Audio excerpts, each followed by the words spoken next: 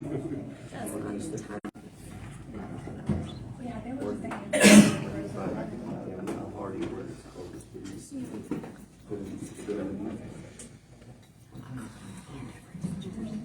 kick off here at 6. Give everybody a couple more minutes to get in.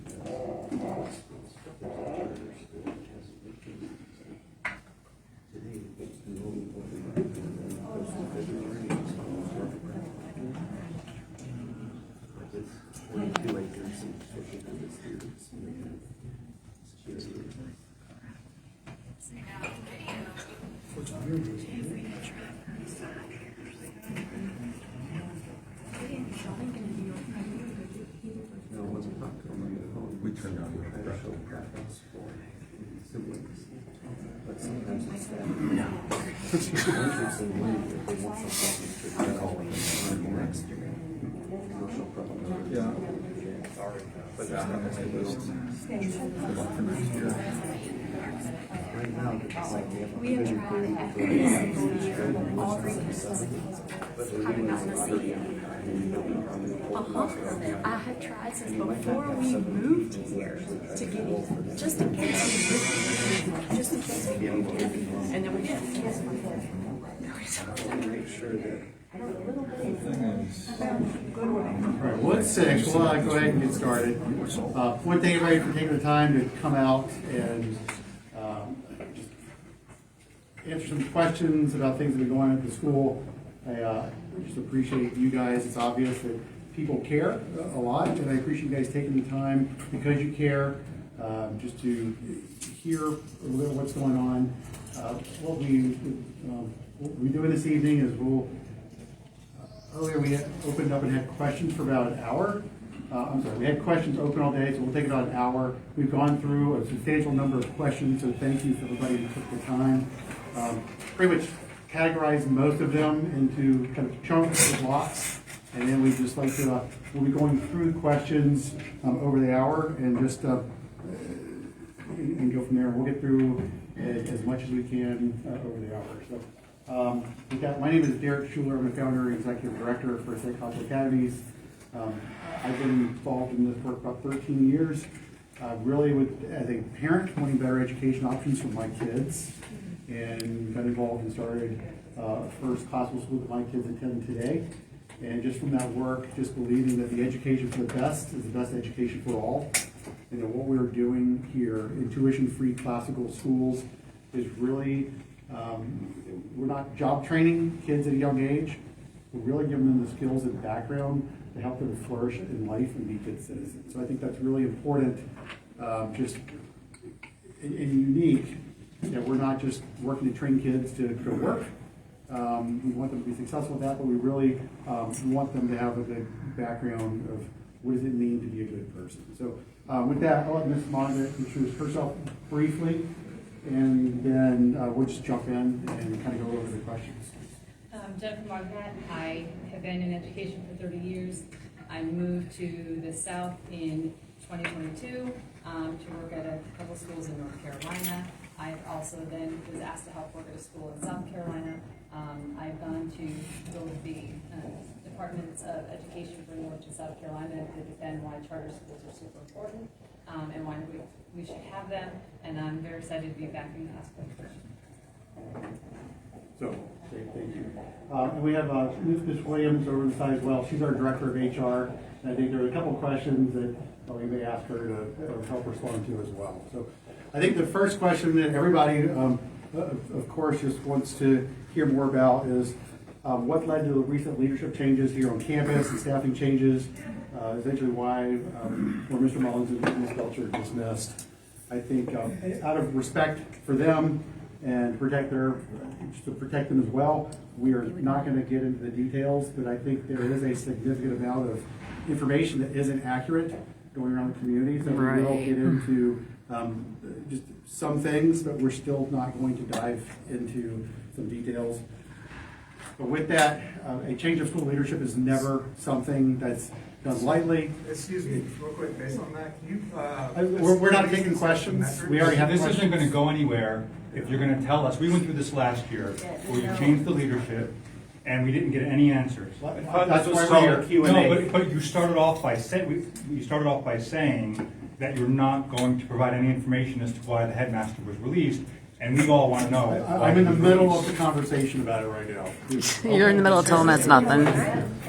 So, So you're going to treat us like children if you're going to tell us that you're not going to let us have an interaction. we're not going to get into details. But whenever we had a meeting in the gym with Mr. Mullins, we weren't allowed to ask questions. You're not having a conversation, So you're giving a lecture. we don't want to be lectured to, right? We all know what classical school's about. We've all put our kids here, so we appreciate what you're saying, but we would like to hear real answers. So let's see what you have to say. Great, there you go. I'll continue with that. So again, leadership change is never something that's done lightly. It's done after a lot of just consideration. I think a couple things that we've been dealing with for a number of months, going back several months at this point. There were performance issues with both employees, not meeting expectations. Lies.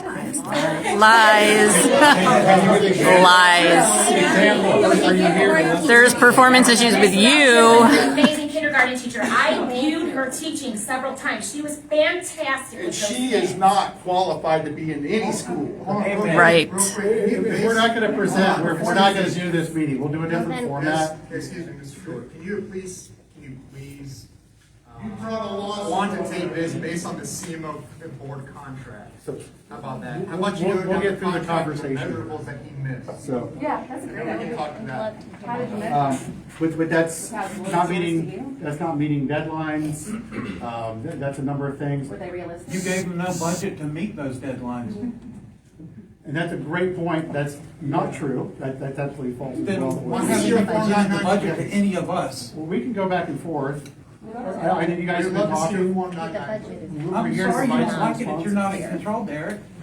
Was there any parent input into the recent leadership change? Sure wasn't. Or how about to the board being voted on and we don't even know who they are? Yeah, exactly. The sham election we had.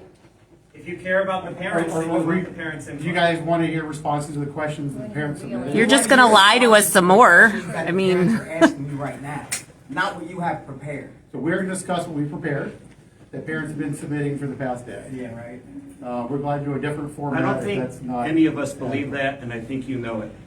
I would guess that many of us submitted the question of why was Mr. Mullins and Ms. Belcher That was our dismissed? first question. That was the very Everybody first in the one I room know has that the I first question. submitted. And I think we're just asking for more clarification into why that happened, because you've just given vague didn't meet expectations. In what way were they not meeting I have a- expectations? I will give you 3 more minutes to I appreciate answer you that. giving We won't time. speak for 3 minutes. Here we go. So, but I like to say to our teams, if we're doing what we do well, the work that we do is transparent to families, is transparent to people outside the school community. So we've been working pretty diligently for the last many months, helping support the campus. We've continued increasing our presence, helping and supporting more and more. And as you've We done had- that, the school's gone downhill. I'm glad to not do this Give conversation. him his 3 minutes, please. Okay, I'm sorry. We had an executive coach for Mr. Mullins. I think over the time, we weren't seeing improvements. I think in conversations with the coach he was working with, he wasn't seeing improvements either, and that was consideration for us as well. I think we've had issues with some legal and authorizer issues dealing with compliance, providing false information to the authorizer that we're dealing with. Violations of fiscal policy. what about your false information? Guys, Let them explain. we've had issues of just following fiscal policy.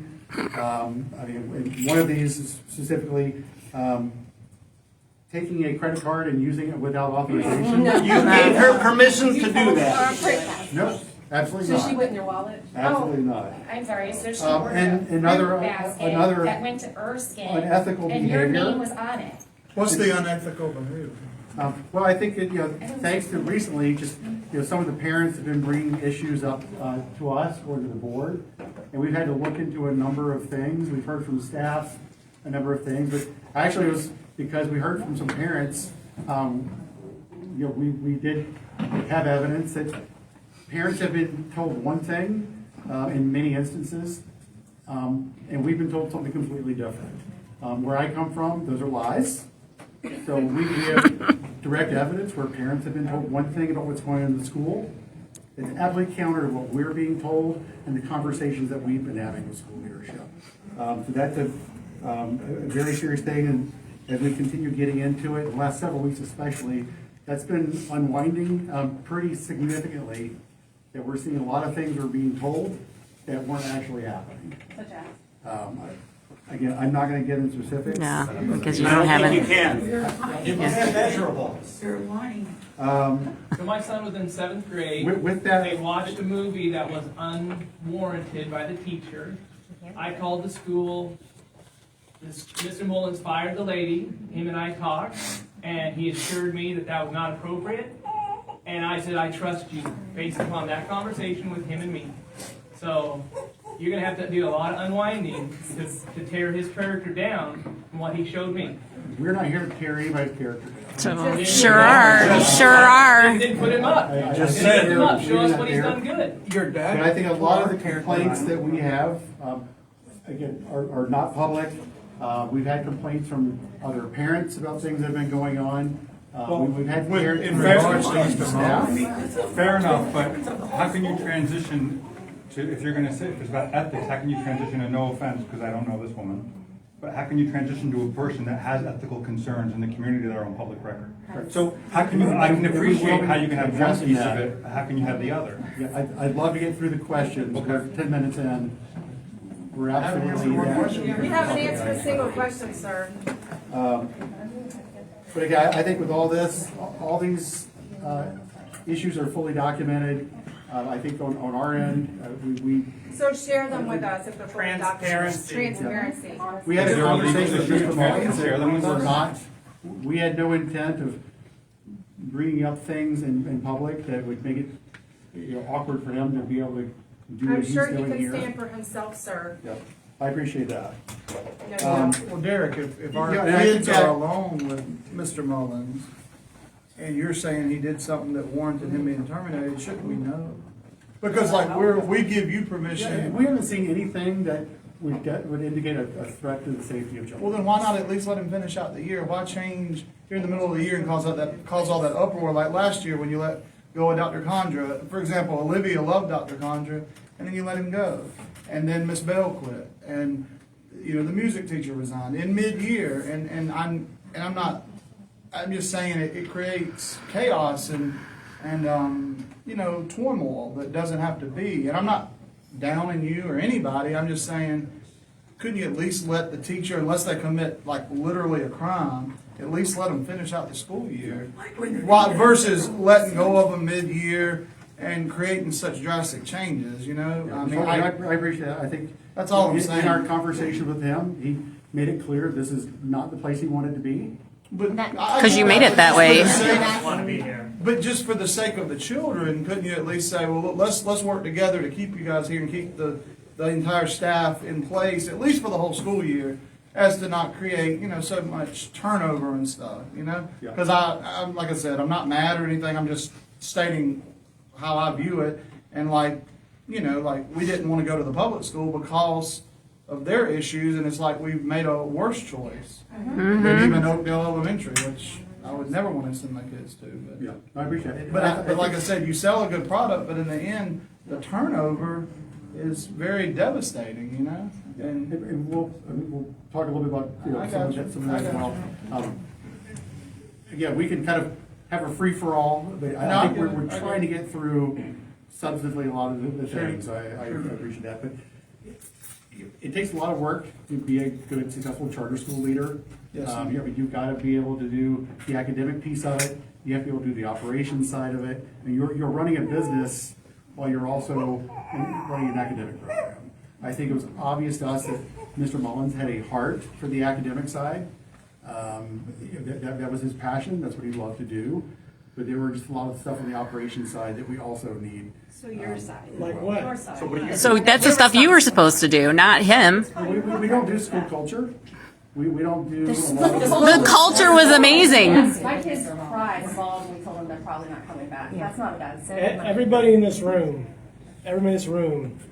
didn't see any performance issues with Ms. Belcher or Mr. Mullins. That's right. Everybody in this room. That's right. So that's not the issue. Why don't you tell us what the real issue is? Why did you have a problem with it? Those are the issues.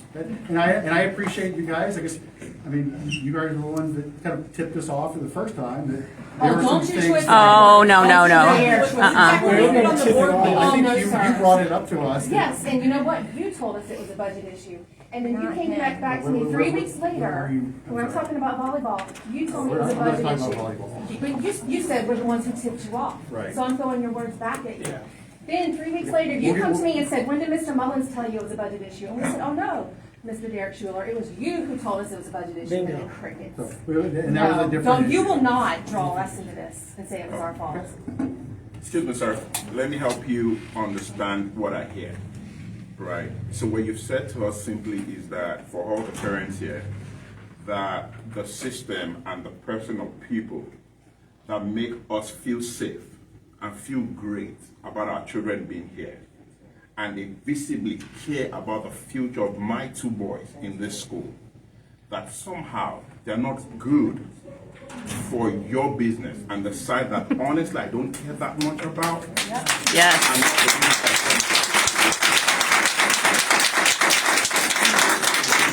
To us is that whilst we should be happy about the future of my children with those people and that system, that doesn't really matter to you, and you will keep doing away with them such that I no longer feel safe. I'm worried for the future of my two boys in this school. You're telling me to deal with it because it doesn't matter. That's what you said. That what matters is your operations. That doesn't help the future of my children. That's what I hear. Just so you know. Yes. I appreciate your feedback. That is not what I'm communicating. And if that's what you've heard, we care deeply about what your kids. That might not be what you intend to communicate, but that is what you're communicating. That's why we're all here. And that's what you communicated to the Denver schools too. I've been We talking to the want parents there. your children to have great teachers. We want them to have a great academic program. We want the teachers Who to be here is going to feel well-resourced. safe with the leadership you're putting in place? Nobody. Nobody. Show of hands. Anybody here? Are you going to feel safe with this man and this woman? Nope. Not one hand is up. So I hope you understand what you're doing.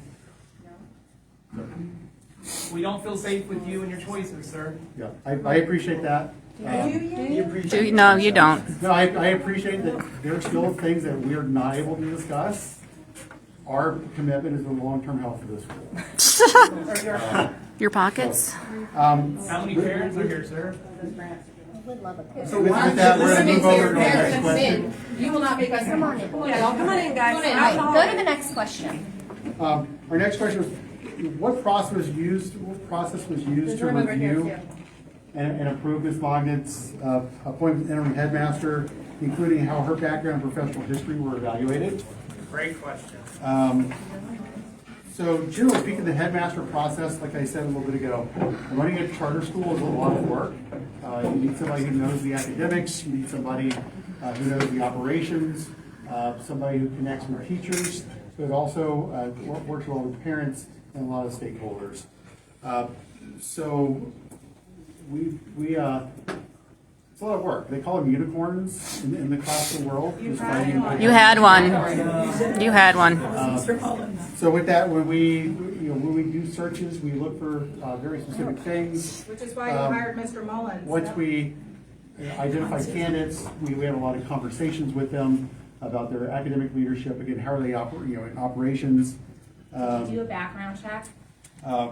Did it pass? Simple We Google would search. do background checks. How does You she did. support the virtues Federal of the lawsuit school? shows up And then, right away. So that Why means should we you trust your use- process when you hired the last two Headmasters. headmasters? If this isn't going to be productive, we'll just do a different. Very format. productive. These We're are not gonna sit here and important listen to you questions. laugh. These are the questions we want answered. But So Yes, that's sir. what makes it These are the important. questions. You get it? We don't care about speaking about unicorns. Just give us the details. Talk from your heart. Don't talk from a piece of paper, and maybe we'll believe you. Why we should Please be explain concerned the about the laws. decision-making process to release Mr. Mullins, which many of us respected and enjoyed, and instead replace him with this lady who has a very large lawsuit standing that's obvious and findable on Google, that many of us have read and have valid concerns about her contact with our children. Amen. We'll give you 3 more minutes of silence. Again, so what we look for in a headmaster is a lot of those things. Ms. Mognett has been on our team. We actually had conversations with her earlier in the year about helping us plan along. work and help form and develop headmasters. So we're fortunate that she was here working on this campus with that. Regarding the legal case that Ms. Mognett has mentioned in, we've actually taken the time and gone through the entire court history. We knew about it in advance. We also knew that the parents who were named in these lawsuits have a history of suing schools as well. You're gonna blame the parents again? Any concern against the child is valid and deserves its day in court. Until it's proven. So what we found is we went into it and consulted, our attorney, take a look at this, what do you think? This is a civil case. This is not a criminal case. Not reporting sexual abuse. Ms. Mognett is not a named party in it. 55 times! Do you think She is not a... She's not the defendant, but the whole case is based on her. DSS providing false information, falsifying records to the North Carolina Department of Public Instruction, withholding critical information from the police relating to physical assault. So again... And it names her specifically. If anybody knows how a lawsuit works... You! But it's still She's not a named party in the lawsuit. She is. She is not a named party. She is. I have it here. Would you like to have a copy? I have many copies of it. Real. Can you read it? I think that's a technicality. If you don't calm down, I'm going to have We you. hired her because you're the controller. Calm everybody down. That's exactly, she was hired to be the controller. So Derek, if her name is there, how is she not named?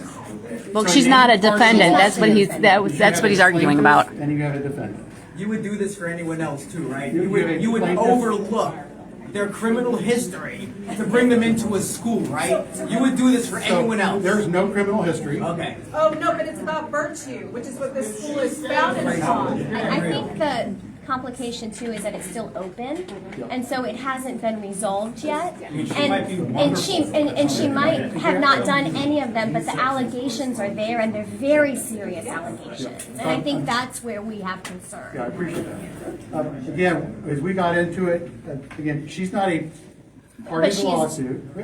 The whole case is about her. She's mentioned in the lawsuit. 55 times. 55 times. 5 times. I think what's important, as a school leader, You're not going to call him. a lot of school leaders are named in lawsuits.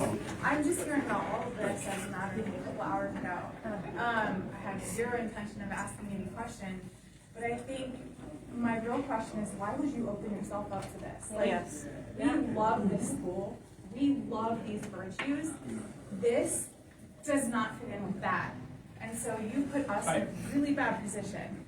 Standing here with all of this, speaking the way you are, why? Why would you put yourself here? Were there no other choices? And I think what's for us is,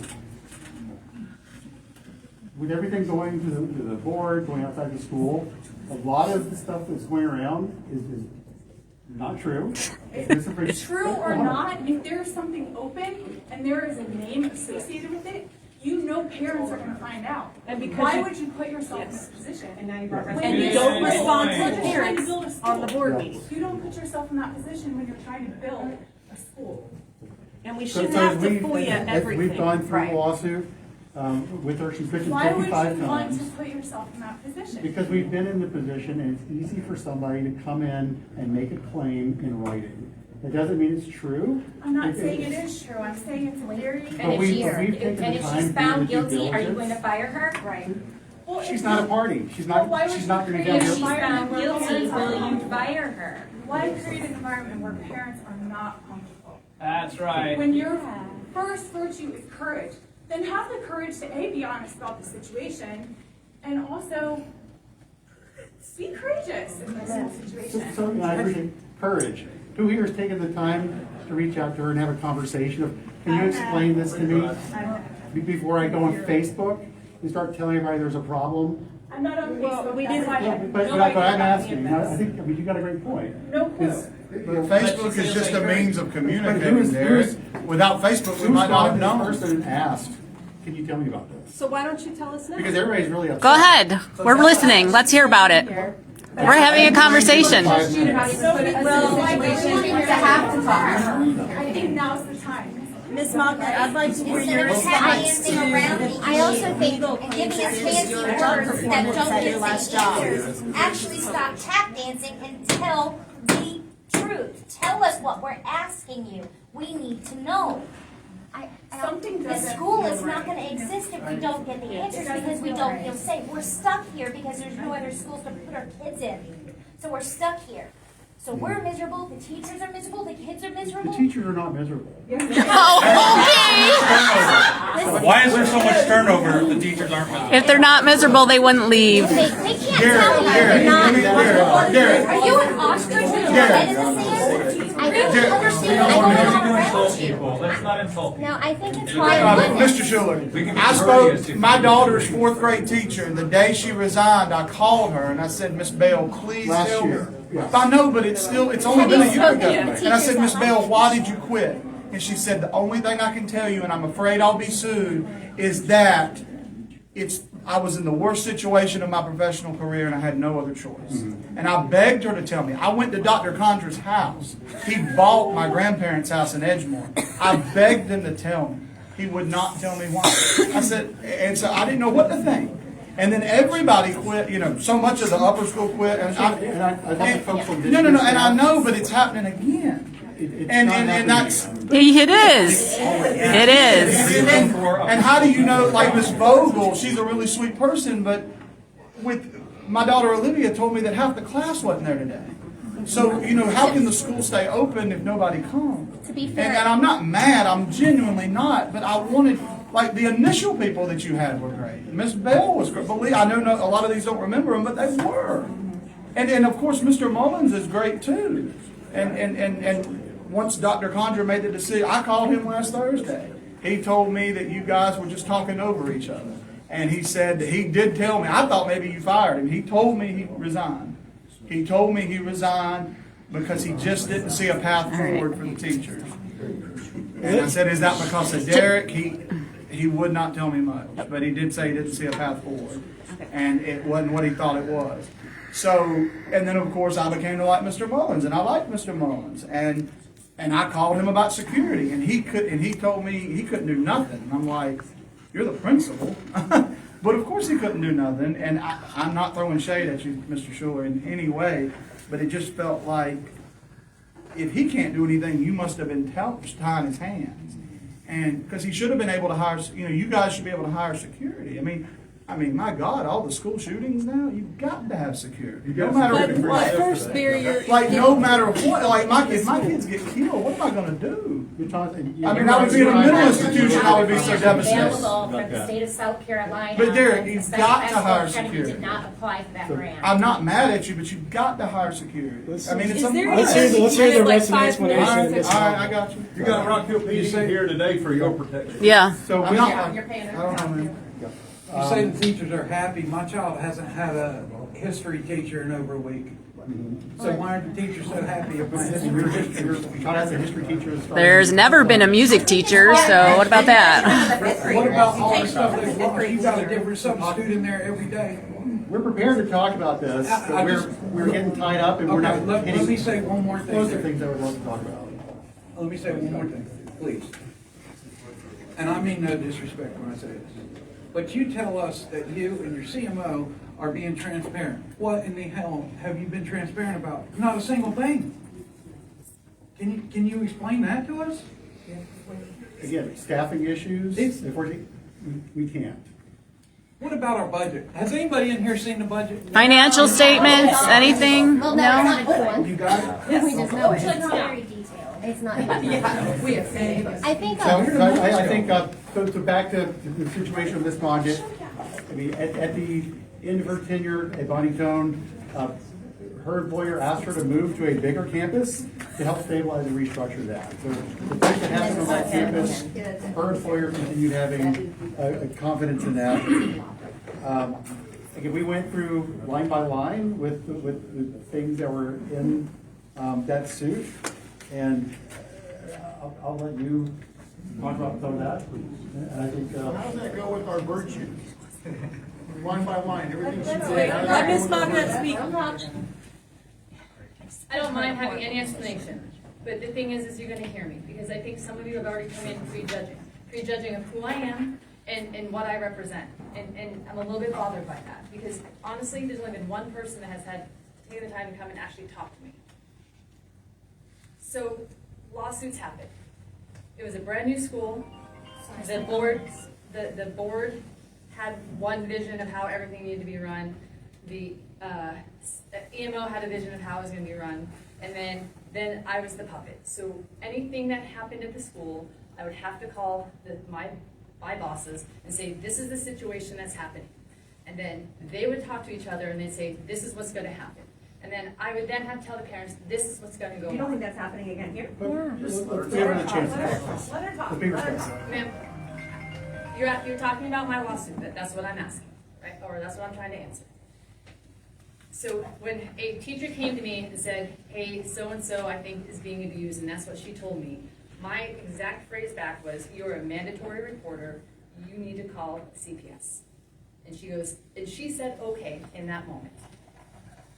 What is not in the lawsuit is I actually stayed at the school until 4 in the morning with the 5 police officers waiting for CPS to come and get her, while mom was in the parking lot wanting to shoot me, right? Because I was the person that was there with her daughter waiting for, Child Protective Services coming. So there was an abuse. The mandatory reporter, because if I had called, they would ask, I need to talk to the person that is directly reported to. So the person that was directly reported to called. I stayed at the school until 4 a.m. with the police officers, the CPS, so that for her protection, and then that part was taken care of. The one of falsifying documents, I did not falsify documents. In this other organization, there's larger departments. So there's a vice president of just special education, there was a vice president of marketing, there's vice presidents for everything. The vice president of special education with the special education team on the campus that I was the principal at, they're the ones that submitted whatever documents that were asked for from North Carolina Department of Education. I didn't sign off on anything, it was a matter of they submitted the documents. I didn't falsify any documents, I didn't even look at the special education documents. Because there's a whole department and team, because things are run a little bit differently, that take care of all of that. Now, one of the parties named in that lawsuit, or one of the parties in that lawsuit, was actually the special education teacher that we fired because she was falsifying the documents. And then her students also were not receiving services. And those are the services falsifying documents. And then the other one, about attendance or something like that. The first 6 weeks that Bonnie Cone opened, we did not have the CTO for the building. So the certificate of occupancy. The fire marshal had some issues, so we did online for 6 weeks. We were told, so there's a SIS team, and the SIS team is the team that oversees all of Power School for this organization, and they said, here is the narrative that you need to do for taking attendance.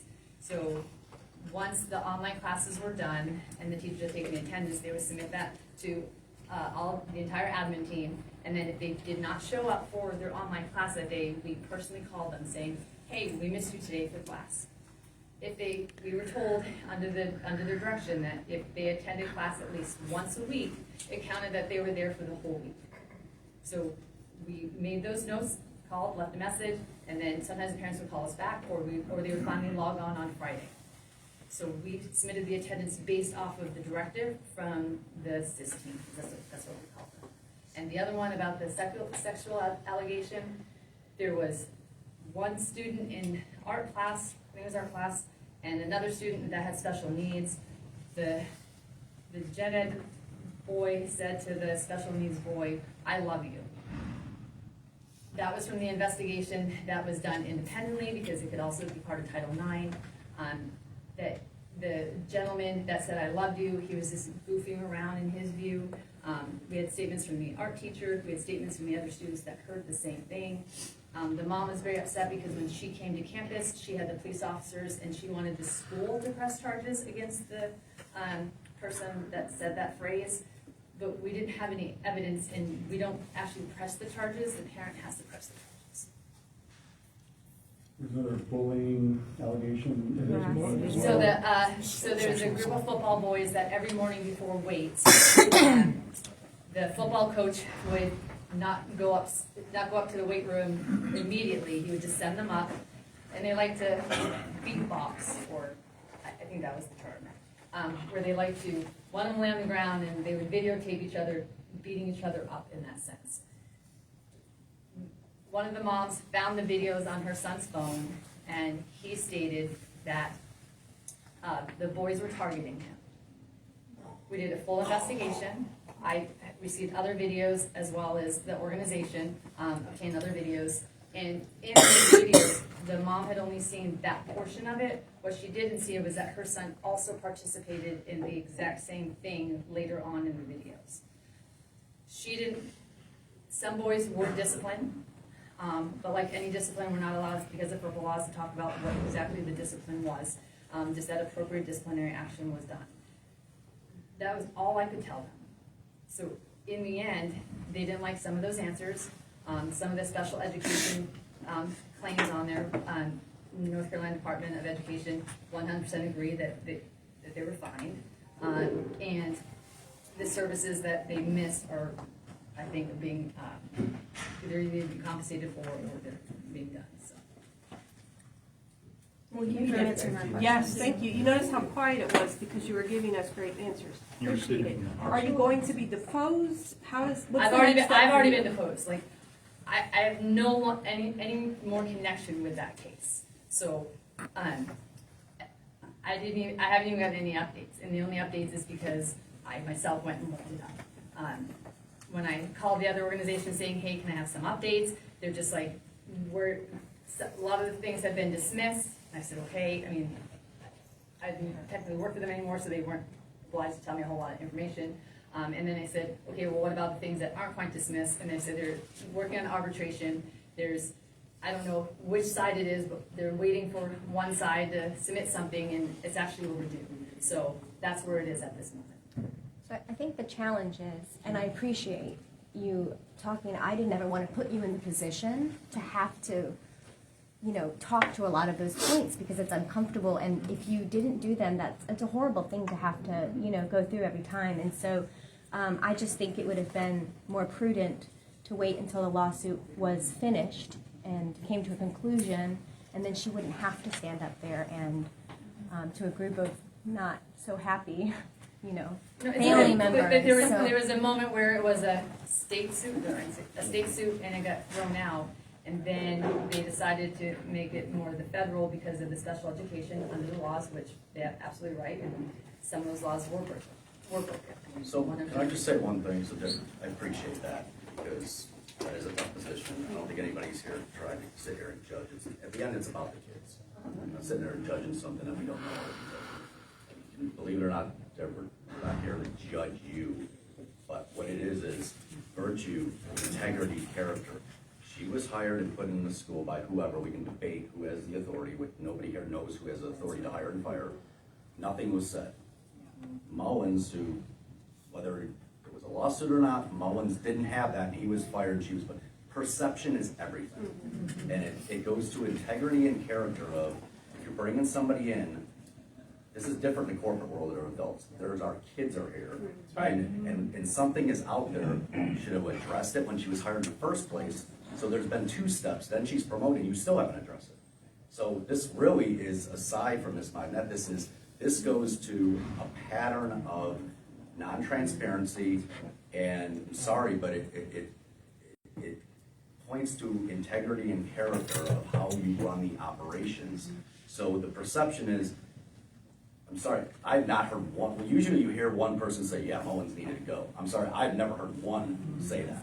And I'm not saying we're not putting them on a pedestal. The problem is, the perception is somebody comes in here under the radar, nothing's ever said.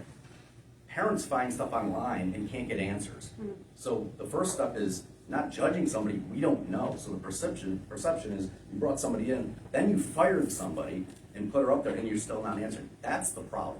So, Not her. It comes back to the and it comes back to, are our kids safe? And it's never addressed. That's the problem. Right. So we had asked, Yeah, that was one Mr. of the Shumway, things we that. scheduled this as soon as, I mean, we could. When was she hired? No. No, these Miss Mognett was hired at the end of the That's year. why I should not address. You know people are going to see this online. That goes And back it's to, I unfortunate, asked but you questions, have I to told be you proactive. you should answer the parents directly and not default back to these policies and procedures. Because this is why this has bubbled up the way it has, because it was not addressed when it first came up, because it kept being said, oh, you need to go back and fill out this form, and you need to go through this process and that process. And that's what happened, is you didn't deal with it. There's no transparency, there's no trust right now. It's leadership, it's not her. Yeah. And you did know about it, so you can't put it back on. No, we absolutely knew about it. But Again, we it's did. something we did the due diligence, we looked at it at the time. No, but you didn't tell us, and I know Do that you you did it, understand and why I we believe feel like you that, but you couldn't, didn't tell yes, sir. everybody, and when it started bubbling up, that's when you need to address it. You don't need to wait until all this has happened and you've got a room full of angry parents. Sure. You know, she has the opportunity to defend herself, and it's fine, I can believe what she said, but it should have been addressed when we first started asking. And when And I a would parent say- comes to you, please don't trivialize our concerns. Respond with care as a parent, parent to parent. That's just coaching, like, please. Don't treat us like children. I appreciate you telling us your side. Yeah. But I would like to say from our perspective, we have your side and we have the lawsuit, and it's not had its day answered. So how can we believe, you telling us to believe you and not the lawsuit, but the people in the suit would say to believe them. We don't know who to believe. And then every time we've asked, it's been covered up and not addressed. And you said another thing that I'm gonna go back to when you were talking. You said your old position, you had the EMO and you had the school, and you were the puppet. We're very concerned about that. Mullins was not a puppet, and we knew we could trust him. But have you installed a puppet that's just gonna do your bidding, and not look out for our interests, but for Good yours? question, good question. No, I think what we had a lot of conversations with, and we had a great meeting with faculty on Friday to talk about this. I think what we've, as an organization, a couple of things that we really value, and we have core values in our organization: pursuit of excellence, practicing self-discipline, supporting the American experiment, being a team player. I think one of the things with that, under the team player is really just a humble confidence, just really embracing healthy conflict. I mean, that is actually a core value of ours organizationally. I think what we experienced is really an unwillingness to have healthy conflict with Mr. Mullins. Whenever we had conversations, it was one way. We never had an interaction. Was the one way better for our kids? I think that's how we feel. As we're looking organizationally, how do we communicate effectively with our team? Again, we have different levels. How do we work well with the school leadership team? How do we work well with the teachers? I think that is something that Ms. Bobby comes from a background that really embraces that and has demonstrated also operating from that perspective of wanting that. I mean, a school can be very hierarchical. It can be a headmaster in charge of everything, or it can be a team effort. I think. With the parents. That's really funny. My fifth grader came home and he said, I said something about Mr. Mullins being fired, and he said that we are brand new to this school this year, sir. Welcome. And he said, we were driving home, did he get fired by Mr. Shuler?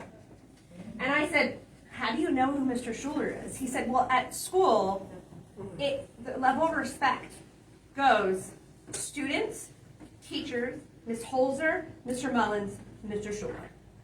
So it is very much a hierarchy. From a 10-year-old. From a 10-year-old who's And that is something that we intentionally don't want that. And we've had the conversations with faculty about our desire that we're on the same team. I mean, our team is, your department. why you should my guys is your 10-year-old team. know who you are? His response was, Yeah. he's meaner than Mr. Mullins. Yeah. Were the exact words that he said. Now, he respects Mr. Mullins and will do whatever Mr. Mullins asks him to do, and he loves Mr. Mullins. I'm sure. But I thought it was very interesting. I I honestly think a lot of us aren't qualified to know whether Mr. Mullins should keep his job, Right. because that's outside the realm of the scope. I can appreciate, there's things that we don't need to know. Yes. I can appreciate that. The issue is the transparency, and if there's a plan moving forward of the board being more transparent, and whether that's about money, whether that's about decisions, whether it's about how people get elected to the board, how can parents be more involved and be connected? Because the people that we're connected to are gone, right? And people have hostility towards you, everybody's blaming you, and it might not be your fault, right? Or maybe. I'm the face of it. Yes, and you're standing up here and you're taking the shots. So where do we go from here, right? So what's the plan to be more transparent, to build trust with us, where we want to stay, where we want to keep our kids here, that we all don't flee? Because if we all flee, you don't have anything. Yeah. So, again, I think this was sudden to you guys. Our faculty heard about it at the same time you guys did. We had just a really very good meeting with Dental and Staff PD. It was very open, transparent, and honest. I think we had some very just raw conversations about communication. Like you said, just your 10-year-old knowing about a hierarchy in the school. That is not a structure that we strive to. We want to be, pretty flat in how things operate. We want to be able to communicate with staff very effectively. We want them to feel very open and coming up and talking to me, talking to our team. Ms. Mognett's a school leader, but she's not a bottleneck in communication. And I think what was clear to us is that while we're not on the school grounds every day, this divide, this is not something that just happens. It's a concern. We seem pretty united.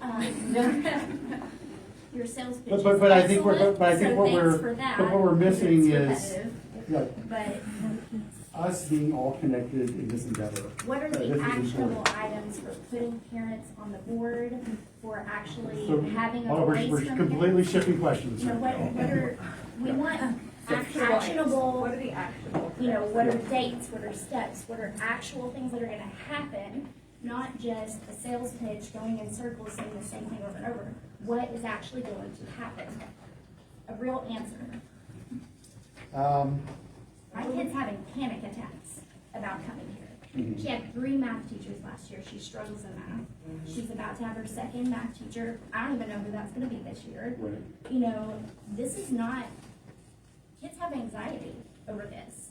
So while it's a business decision for you, it is our lives. That's right. And it is not okay. So we need to know what are the actionable items you are gonna do. And it needs a date and it needs to be actually done. And the teachers being hired should be qualified for what 13 should.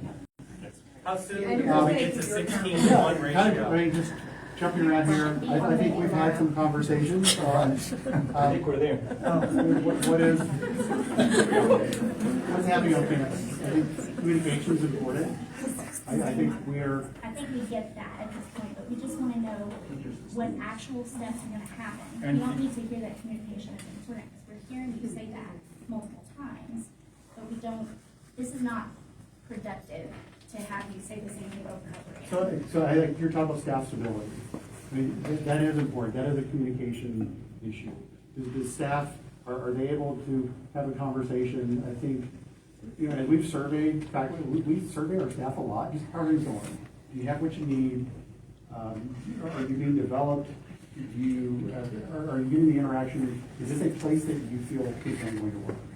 Our staff this year has been very content about the environment this year.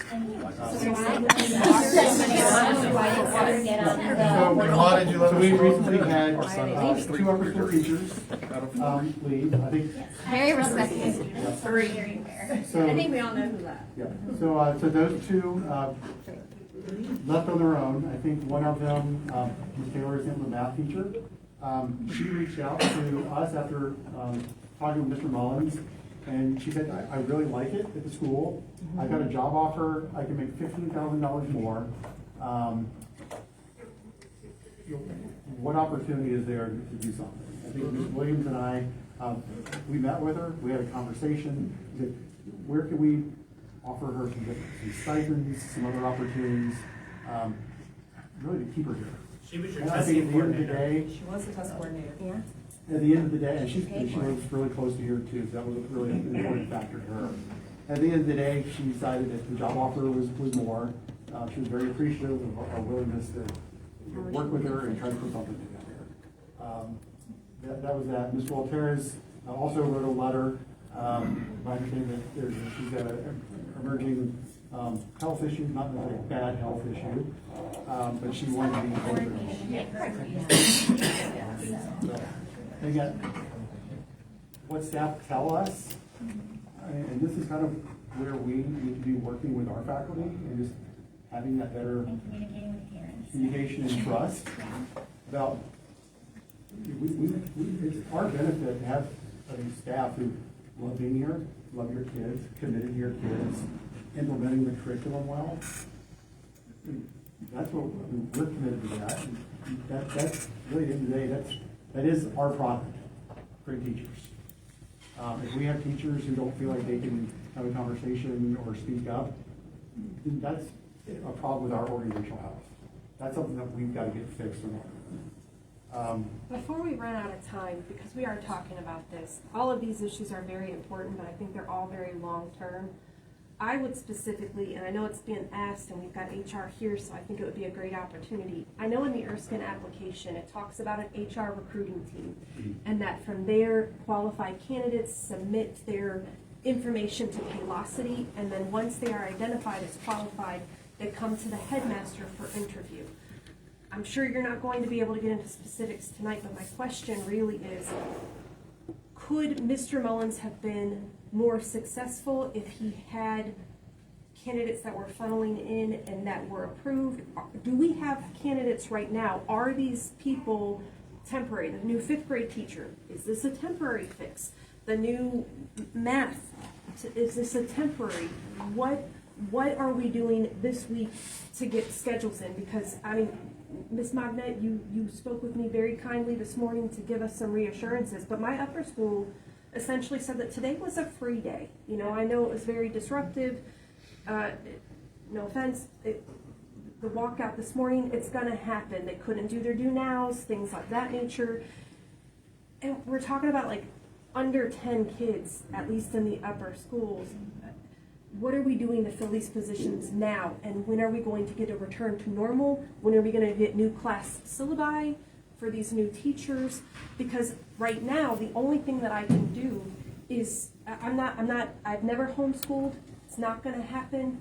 You know, there are nights that we struggle through some of these assignments, but what are we doing right now to get some normalcy in the school? Yeah. And some of these questions, we just have to keep addressing with the board, but we've got 10 minutes left. I need to know what we're doing now for the school. Okay, so I can answer some of that. Yes, ma'am. You step out from behind the door? Oh, sure, I'm Thanks. sorry. So I'm going to focus on what we're doing right now, and then if you want me to talk about the recruiting process and how we got to this point where we're at, I'm happy to do that. Yes, ma'am, thank you. So right now, we have a long-term substitute for music, so music will be consistent with the sub Monday through Friday until we find an appropriate candidate. I will tell you, this is not the ideal time to recruit teachers. If they're in the public school, not just because of this situation, but with their contracts, if they work in the public school, a lot of them are bound by contract. And if they leave that, then the state can revoke their teaching license for the year. So we're looking for content experts, composers, musicians, people that have run bands, things like that. And many of them relocated. So we're still actively searching for that. It's posted. I boosted it today to get it out to a wider audience. And hopefully we can find someone soon. But there are 0 applicants for that right now. For the music teacher. We exhausted the 18 that we had for the year. It's either too late, they moved on, and then the 2 that rescinded their offers before they even started. I know Mr. Mullins sent a letter out a couple weeks or months ago saying we have a new music teacher, or maybe it was just staff, and that he's starting, and then the night before he emails us and says, I changed my mind. So it was kind of a balance between keeping parents informed, letting you know that we're working, but not saying too much, because until they walk in that door, I prefer not to announce it, because you just don't know for people's personal situations. But he can a great distance. That's what made him change his mind. Yeah, out of the country, like he's moving across the world. So, okay, so your second question, music teacher. Upper school music teacher is a very hard position to find. Math. Math, yes, I'm thinking math. very hard position to find this late in the year. They're highly needed in the state. So we're, again, actively recruiting, boosted that ad today. We have substitutes right now that are willing to be in that room as long as we need them. Of course, we would prefer to get a permanent teacher in there as soon as possible. So I can't tell you when, I just know I'm checking it every day to see who applies. It sends a notification right to me and said, Jennifer Mognett applied for this, and then I go in and look at them and get them in the next day. With the math, I mean, right now, we're doing real math instruction. It's all getting back. it's following through like first right now in a binder. We've got her background in social science. Why would she be teaching math when Ms. Holzer has a background in science and math? It's just, I'm just a placeholder. I'm not teaching them now. Someone has to be able to put the in power grades in school, power you school. can't have so a long-term it has to be a So science. science is Jordan Morrison. So I don't know her background. I don't know. She doesn't have any kind of, any with her about anything. So again, we have a great person right here who was assistant dean or headmaster. One, why isn't she being considered for headmaster? And two, why isn't she being considered to teach my kids math and science? Because she has a background in it. Why don't we have a teacher for math and a teacher for science? Why do we have to have a teacher who's forced to teach both? Like, how about the labs that they have complete? yes, the rest are more specific to the day-to-day. Yeah, if you'd like, we just leave this Mognett. We'll have a plan, we can talk to the staff. So we'll go ahead. Great teacher. Thank you. Okay, so yeah, to explain what happened with Mr. Green, many upper school parents know moving up to upper school history. So I'll just take about 30 seconds to explain how that came about, if that's okay. So the beginning of the year was if you have a child in third grade, you know that the teacher decided fifth grade. No, it's third. It was third grade, left at midnight. The night before decided that he wasn't going to come. Unfortunately, leading up to that, there have been some red flags, like, hey, keep an eye on this, like not attending professional development or being late, and Mr. Mullins had it under control. It's his staff, so we like for him to talk to them first. Had some conversations to get him back on the right track, and then the night before we found out he wasn't coming. So the decision was made by the leadership team to move Mr. Loftus, who's a certified teacher from music, to that grade. Yes, sir. He was having heart problems, though, and he requested FMLA, and you guys just told him to turn in his resignation. Okay. He told me that. That's the first time I've heard that, but it wasn't. He told me that. I also, I'm not mad, but that's a little. We've never heard that. FMLA is a right, so if he What was is told, it? FMLA is a right, so if he was told to, that protects his job status, so that was a He positive wanted it, they thing. wouldn't give it to him. They told him to turn in his resignation.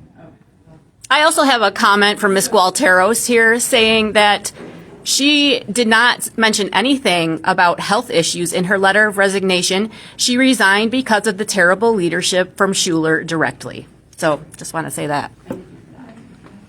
So then we decided to move Mr. Loftus because he needed a grammar school teacher, and then we're left with a vacancy for music, which is very, very hard to fill. There's not a dime a dozen. So when that happens, then you have your core teachers filling in the gaps when their children should have gone to music. There's no music teacher, so they're ending up having to keep their children for longer periods of the day, and everyone gets tired and gets burnt out. So at that point, I'm trying to remember where I'm at. Mr. Green. Okay, so Mr. Green, at that time, we actually sent out a staff survey and received from feedback to staff that said, hey, why don't you consider Mr. Green for upper school history? That's what his degree is in. Started having some conversations. He applied for that position. Right, he originally applied to be upper school history teacher. He's getting his PhD in that. Had some conversations with Mr. Mullins. He supported that move. He wanted him to move up, and we supported it because that's his interest. He's getting his doctorate in it. But before you can move one teacher, taking them away from the fifth grade parents and move them up to upper school, you have to find a suitable replacement, or you're just taking from one pot and emptying, and the fifth graders wouldn't have had anybody. So we said, okay, like, we support that, but you need to explain to us who you're going to put in the spot. You can't just put a Band-Aid on it, because the fifth graders can't go without a teacher. Interviewed a few people and just could not get consistent feedback on why that was going to be a big person, because anytime you make a mid-year change, it's upsetting. It's upsetting for the parents and the children. So then we heard a few concerns from staff, about them being tired, about long days, concerns from parents. no substitutes available on campus. So then a couple weeks ago is when I stepped in and started doing more direct hiring, invited Mr. Mullins to all the interviews, asked for feedback, gave him my feedback, had some demo teaches, and that's when, at the same time, it coincided with Ms. Gualtero's, I think, letting leadership team know that she was leaving. So that's when we had the applicant that originally applied for just open anything, Ms. Morrison, and we found out she had Latin experience. So Mr. Mullen, myself, Ms. Holder observed her, did a demo teach. We all met afterwards and said, yep, she's our girl for Latin. So we offered it to Latin. And we had another gentleman demo teach for just open grammar school. We talked about him afterwards. And then a kindergarten teacher as well. So Mr. Mullins was present for all of these interviews during the demo teaches and met with them. And then we also started recruiting more substitutes. So I've had about 9 substitute interviews in the last 4 or 5 days. We had 2 new starting today and just waiting on background checks for the rest. And then what can we do about getting these classes smaller? Yeah, that seems like a simple. Well, classes smaller. That seems like a simple or just first an step. aid year there. Is that what you mean? Either Because we don't want, I don't want the school to be smaller. No, I don't no, want no, I want the parents to leave, classroom right? size to be smaller, We so want, we give we more want space to to make sure expand that. into. Yeah, and class size is, it's a balance. The class sizes are manageable when our teachers are developed and prepared more. That's what we're working on. Why do you have to develop and prepare them if they're supposed to be going through all this and they're supposed to be cream of the crop? As a former teacher, it is impossible to manage 30 doing children, like by yourself. It's not so different from the public school, frankly, and I don't want to be the, I don't want to seem like a negative here, but we have to fill the basic classrooms first, in my opinion, and then still keep to work to reduce the class sizes. But I don't think that we can do anything until we have the basics covered, and then we can go through, hopefully we can go through and continue to get the modulars open so we can reduce those class sizes. 18 or under in the classroom and give us 25. Or a ratio of 1 to 3. And the charter paperwork is 60 to 1. Yeah. So to And your in point, South Carolina, it has to from be our 28 to 1 by experience, law. with And direct now we're instruction, 32 in most younger classes. Oh, I wasn't So what are we aware gonna of do? that. At We this just point, want a it's TA. like a moot point because a lot of families have left. And if Ms. Mognett, whether it's right or wrong, if she stays headmaster, a lot more would leave. So it might not matter class size. I'm more worried about the thought process of the leadership to make these decisions. That's right. That to me so the is more class size concerning was than the teacher. 32. We do direct instruction here, which is different than what you'll see in a lot of schools. So it's not kids in pods and teachers running around. So it is a more highly structured environment. We spend a lot of money developing our teachers before classes start every year. We spend 3 weeks of training. They learn, the grammar school teachers, we do invest in them significantly in phonics, we do Singapore math. There's some other things that we do depending on what year the school is. So we do invest heavily in helping our teachers carry out. The other part of that as well, I mean, there's the other side is, you know, I hear we want TAs, we want a permanent building, and we want small classes. Charter schools, Their product. so charter schools, we have to build our own facilities based on our operating revenue. So the money that we get from the state, we don't get a bond. When you look at your taxes and there's a bond issue, charter schools get 0 of that money for facilities. So we really have to grow our enrollment, put money in the bank, and then go in the market. So how did you purchase the Columbia location? With our money? It's a permanent location. Why are we? Let's listen. Why does Columbia have They have 0 We students. don't. And a permanent location. So with that, so those are kind of some of the competing things is we need money in the bank. This year, the state reduced funding for charter schools. So really in the last month. Still not so answering. we're already funded 60% of what your neighborhood school gets. Is that why you didn't buy Still the not bill? answering. Derek, I have to go to work. I apologize. I got one question that I need answered if possible. My kids have to stay here. We certainly love the product you sell. We're unhappy with the situation. But I do want to know, please tell me, when can this permanent school security be here? I'm not mad or anything, I just want to know an answer. Because I worry so much something's going to happen. Oh my God, it hurts. Policy, obviously, anything can happen. So can you tell me when we'll get such, school security? I can't Whether give the you an Allied answer on that. Security or Rock Hill Police Office? Yeah, and we've been doing a lot more work with Rock Hill. Oh, yeah, you bring them here for We've been yourself. on campus more. I mean, They're here the for past you. couple weeks to get- as we've kind of, and that's one of the things, and, you know, you and I had a great conversation about that. And I think I mentioned to you that we had a conversation with Rock Hill PD chief. Previously, we've asked for an SRO, and we're able to get one from Rock Hill. Are you unwilling to spend money? I know my to keep friends kids within safe? Westminster, and they did not have a sheriff deputy or a York County, a Rock Hill Police Officer. They did have Allied Security.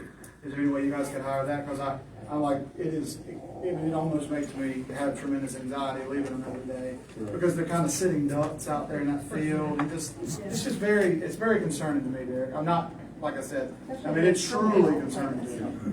So could you, I know you might not have an answer tonight because I got to go. Please get that, please. I genuinely beg you. Okay, great. All right, y'all guys have a great day. Can we circle back to Columbia? I thought we're jumping around and not necessarily closing. Columbia. We want to know about Columbia. Yep. So again, back to charter funding, how it works. We don't open a school with money. Columbia, because of our experience, the Columbia real estate market's a lot different than Fort Mill. You guys can probably go out, and there's not a lot of buildings there. We've got some board members who've been looking for facilities here in Fort Mill.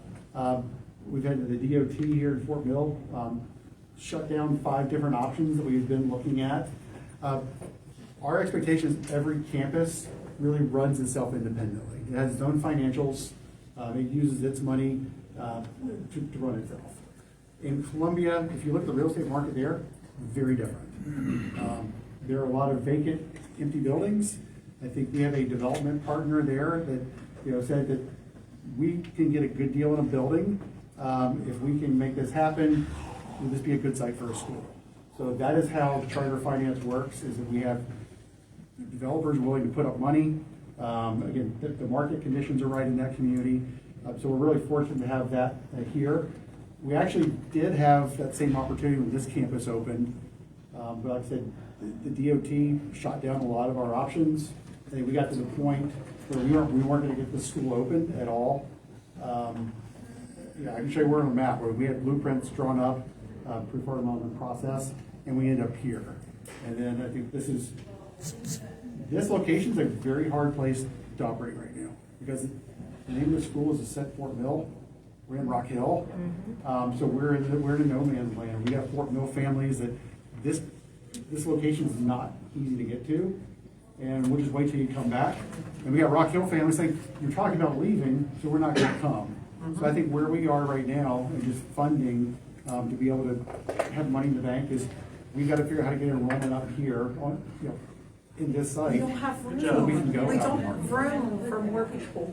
But couldn't the same thing happen that you're saying happen for Columbia? Like, why does we are always looking. If we find a great building, and something that's out there a good deal, we'll jump on it.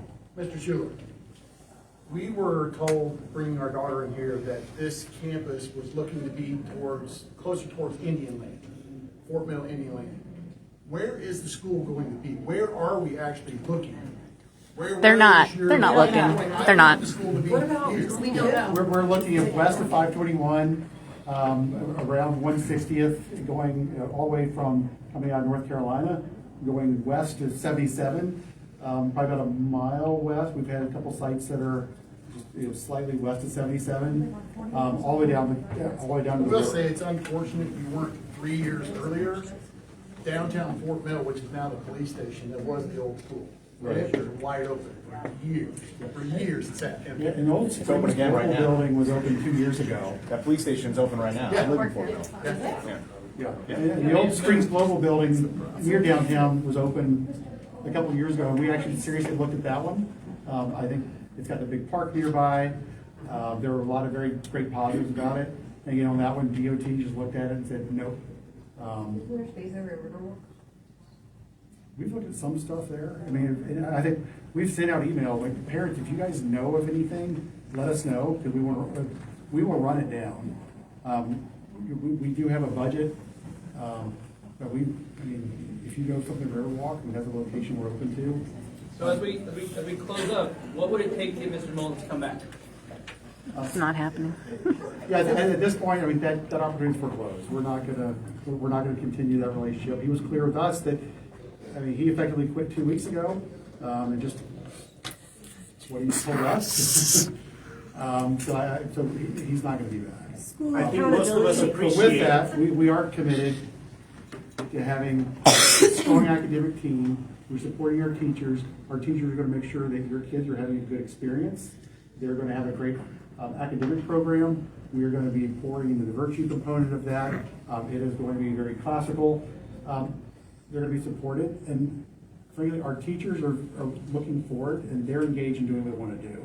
I think we're, I'd say, shielding them from, you know, the issues with us, and just pouring into them so that your kids are having a good experience. And I hate to hear that, I mean, your kids are crying in classes about leaving, because I just want to assure you, if this is a good fit and you're willing to hang with the team and support the team, this school is going in the right direction. It was going in a good direction. It's going to continue going in the right direction, and it's going to be what we expect it to be. I would like to make one request of HR. Since our fifth grade students are getting a brand new teacher that no one knows anything about but you, the parents would like to meet him. Yeah, and understand what his background and credentials are, please. Not just DJ. Yeah. There's a specific reason we brought our daughter to this school. And I need reassurances that. Hey, we got a hand up over here, Kenny. Can you spend all this hollering out? The School Accountability Committee, Ms. Mognett, falls to the headmaster. When, I could say probably at least half of the parents in here have submitted for that. When is that going to be started? Because I think that would be a good next step, especially after tonight. So, from what I understand, I don't have all of the applications that we submitted. I only have a couple, so we're gonna open it back up again, and then go from there when we do the elections and the interviews for that. Thank you. So, within the next couple of weeks. We know what it is. We can read. This gentleman's got a question back here. So the School Accountability Committee is something that we have, we do expect to be operating on campus. Again, it's an advisory committee to the headmaster. It consists of a number of parents and teachers. Our expectation is, yes, that should be on campus. That is an opportunity for parents and teachers to get together, look at academic performance, talk about issues at the school, get some feedback and input.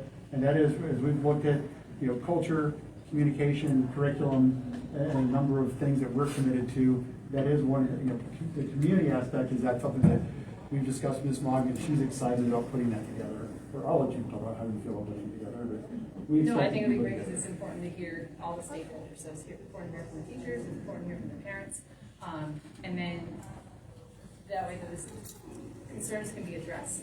And then what we're doing really good, we can celebrate with the teachers and the rest of the staff as well. Thank you. So what's the timeline? You should, I think you just need to talk. So I'm going to be sending information out. This gentleman's been really patient, really patient. Because again, I don't have all of the people that apply to be on it. I only have just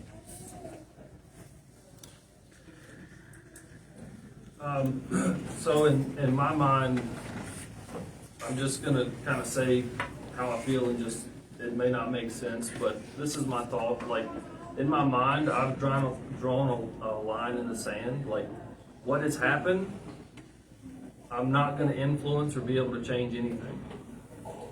What I'm concerned about right now, from this point forward, is in 7th grade, there's 5 different teachers from when the year started.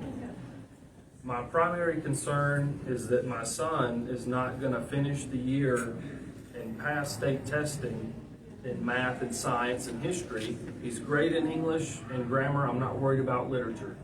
He's super strong there, probably top of the class. I don't know. But math, science, and history I'm really concerned about. And so my question is, from this point forward, what is the plan to catch up what's been missed in the syllabus, especially in history, and finish the year strong in math and science. That's my number one concern. All this other stuff, school security is important, I get it, but right now my number one concern is him being able to start the 8th grade in a great position. You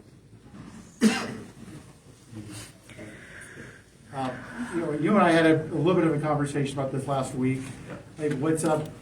A couple things that, again, just immediately steps that have been done. We've been looking at curriculum, what's going on in classes.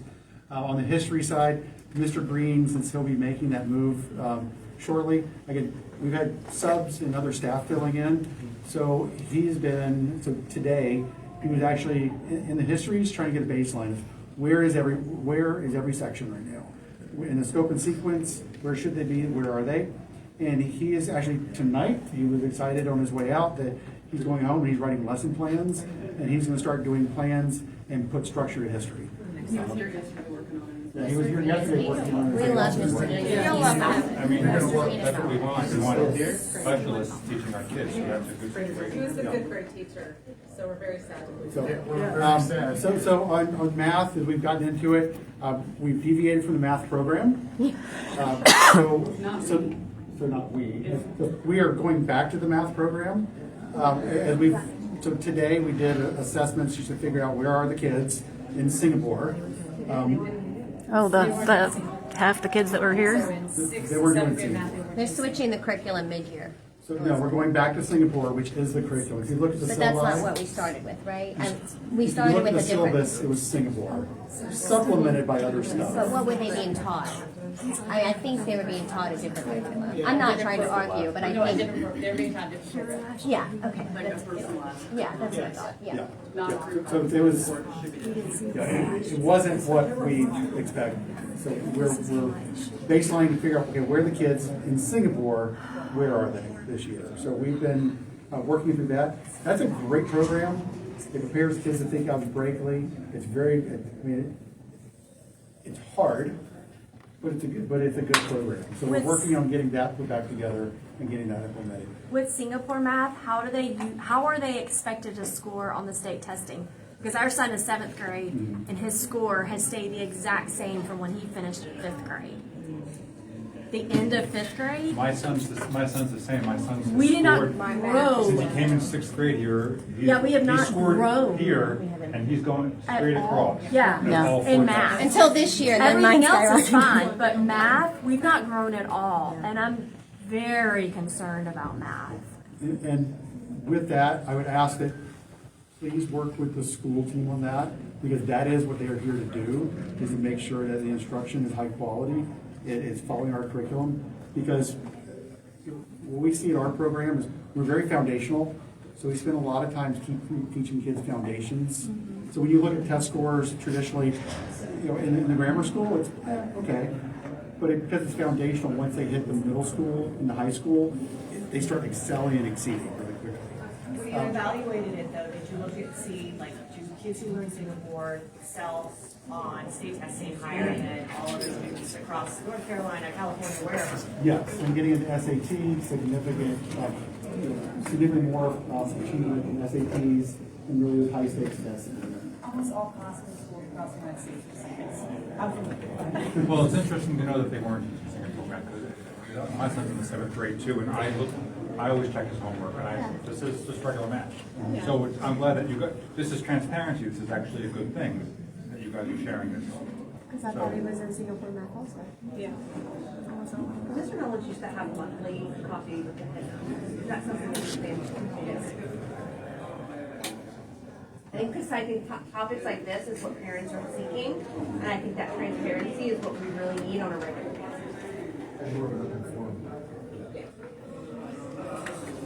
So I have a question. So at the end of this, sorry, I'm sitting down here on the floor. So at the end of this meeting, we have to decide, are we in or are we out? So I think as parents, we need to recognize where we fall into that category. And based on that, my question is, what can we do next? If we decide we're in, what does that look like as a school? What does that look like as a parent? How can we support, but also recognize the challenges that we've have been a part of this process thus far, and what can we do so that we can feel confident moving forward? If there's been 2 changes in 2 years, is that gonna happen again next year? So, there's legitimate concerns that can't just be brushed off.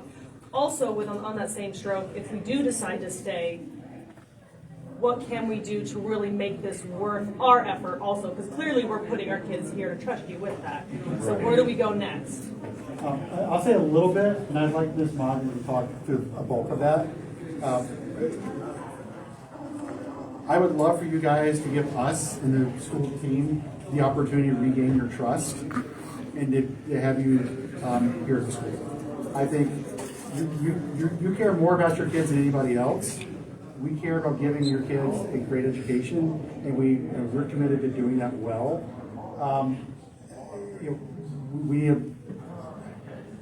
I think we ask you to just give us a chance.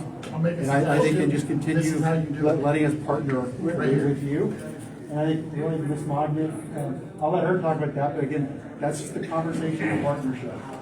Well, and I think there's a lot of the transparency of like knowing that they weren't using the math curriculum, right? And then we assessed them, especially the 6th and 7th graders today. We did assess them in a Singapore version test to see what they actually had learned from the curriculum that was not approved from us. So the transparency of letting you know, like, hey, we steered our course, we're going back off course, and this is how it's going to go. And then math scores. Have you guys gotten math scores? Yes. Yes. Some yes, some no. Yeah, and it was low again. That's the testing we're talking about. Yeah, they stayed the same. So what happens is I just got access to that today. So what will happen is I'll take the key components of like 6th grade math. Like what are the most important things that they're missing, and have that start with focus, whether it's the do now, whether it's when we start that, will there be that rate of continuous review? And the math scores we sent to the parents, I don't have them.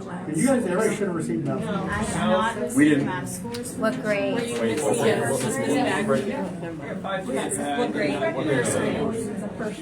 I got it from my seventh grade. Our math scores were like,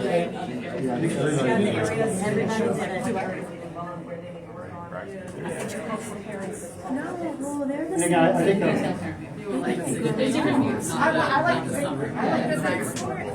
the results are showing growth. because then like when they do it again in December, then we get the report. No, but I'm saying the score. Where they were, where they've grown, and Grown by 7, 9, Like this, like the number, like this. hey guys, can we just do it one at a time, please? The same number. And I think we're well over. Can we get another scheduled time for another meeting? Because obviously, this wasn't long enough, and we only got like a 24-hour notice. So can we either schedule meetings in the future that we can meet more than even once a month or twice a month? But we probably need another meeting. No, I think, again, when I go up here talking about communication, this isn't something that we're just up here telling you about. And first of all, I invite you guys, please work with the school, please work with your teachers. Ms. Holzer's is picking up a number science section, by the way, but she's available, Ms. Mog's available. And I think like parents not having math data, that's something we need to know about. So I think there's some things that we like your input on, where is the disconnect from what you guys are experiencing and where are we not delivering? Because we got to get that fixed. But I think, again, we value just that communication, and we'd like to have more sessions and coffees with the headmasters. I think we appreciate. How do people get in touch with you? Mr. Shuler, I think we appreciate that Ms. Margaret's available and the other teachers are. What we're asking for is more of this, 4-week, 6-week basis where we can come in, voice our concerns, you hear them and give us answers. As parents, that's all we want. Not everybody can do And coffee. that's all we want. It should be bullet points, actionable items, and where are we standing on all of it? It's like, we don't want, we are working on it, I'm looking into it, all that, let's leave it aside. All we're looking at this, all the meeting minutes of this. In the next 24 hours, put it in bullet points, say that this is the deadline. That's all we have done. Let's see. And then 2 weeks from now, let's have a meeting like this and see where we are at. That's a great idea. Thank you. And this went very well once you engaged us. This went very well once you engaged us and put the packet down. Yeah, no, I said, we really are open to communication. I think coming into this, I think there was a lot of emotion. I'm like, great, let's acknowledge it, let's put it out. I think this level of conversation where we can actually have a conversation is really important. What calmed And I think everything down is when Ms. Mognett addressed our concerns directly, which should have been done a long time ago in 5 minutes. She said more in 5 than you said in 55. We've been trying, I think. There's been a number of parents who've been trying to communicate in the appropriate manners. Like, you don't take a lot of, like, you take some parents' calls, but not others. But, like, so we tried to do it through grievances and things, and it didn't go anywhere. And so I think there was just some frustration on that part of, we're trying to follow the right procedures, but we just feel like a hamster on a wheel. Because you just throw them back kind of at us. And so I think having communication with you is what we wanted. And the board. And the board. But the board isn't, I don't guess we're allowed to speak to the board, is what I Anybody can speak to the board. And I don't think so. I've tried very like, in We have a very grievance- nice manner. We have a grievance process, that's the board's policy. Oh, yes, we know about the grievance But process. again, I think, and I appreciate the conversation. I think, any parent who just is willing to have a good faith conversation, like, hey, can we talk about this? I'm available and I'm open, and I'm absolutely glad to have that conversation. But again, when it comes where it's pointed, I mean, it just, we want to make sure our conversations are productive and that we're working together and getting towards something that's going to be the best benefit of your kids. I welcome that. I think Ms. Mognett's, she's committed to having that here, and we look forward to just Can we have meetings kind of with the getting. board too? I mean, it's not about one person saying, right? I mean, it's a statewide board. I mean, They only have one campus, so I mean. I think it's board meeting minutes. I appreciate that. I'll do just one more question. We're well over, but again, I just want to, I used to work in corporate communications. I'm sorry for yelling before, you're right, there was a lot of emotion. But I think I speak for most of the parents here, that I do think you already recognize this from this meeting, like, more frequent communication, and simple. Please don't write FAQ documents and slap them at us that are 2 pages long. Don't do that, it just causes more problems. I mean, you wonder why we're all talking to each other, it's because there's been silence since the beginning of the school year. We don't know what the heck's going on in here. And we have to ask, like, I have to ask my 9th grader, like, what's going on today? Who's in school? Who's not in school? Like, do you have a teacher today? I think just simple communication. And that's something that, when I worked in the professional world, like, I communicated to frontline employees of the bank. I mean, simple, straightforward, frequent. Like, you can't over-communicate in this school. I think that will really cut down on this situation in the future. That's just my And 2 within your cents from a communications, professional I'd like for you to recognize the problems that you're actively working on. The weekly update that we get on Friday is a fluff piece that does not have substance. This had substance. Whatever email we get, it was not substantive. It did not recognize there were problems happening until all of this comes to a head. So if you can stay in front of it, hey, we're having this employment issue, we're having this issue, we have these things, these are the steps we're taking, like Mr. pointed out earlier. I would appreciate those kinds of direct, simple communications. Yes, we know we have a deficiency. We are addressing it in this way. We plan to have it resolved in this way. Right. You have parents here that care. We just need to know so that we can be brought alongside. So be honest. We don't need to agree with you, Right. just need to know. And so we Well, can right. support you. We want to support you guys. You'd be surprised how much we will support once we Yes. are in income. If this meeting is any indication of how willing we're ready to get in here and roll up our sleeves, I mean, like, we are ready for this, but you gotta talk to us. Yeah, and I would, if you don't mind, I would love to just hear more about your ideas and experience, because again, communication obviously for us has been a problem. it's something we don't. Don't you have a communications director?